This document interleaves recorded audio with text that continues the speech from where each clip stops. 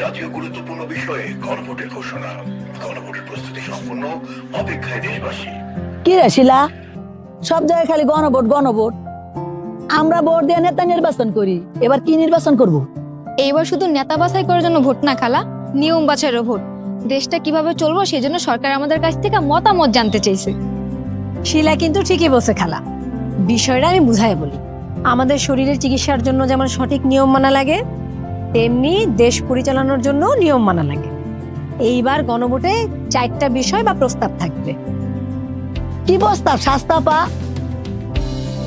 প্রথমটা হলো নির্বাচনকালীন সরকার ও সাংবিধানিক প্রতিষ্ঠান কেমনে হইব।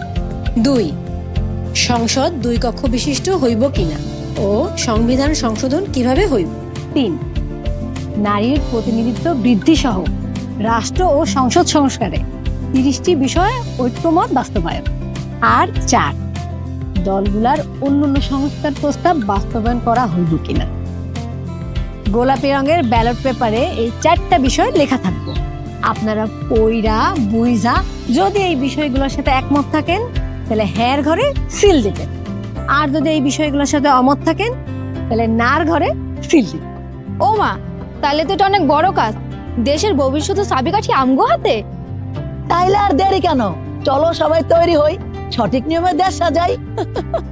গণভোটে ভোট দেই, দেশ গঠনে অংশ নেই।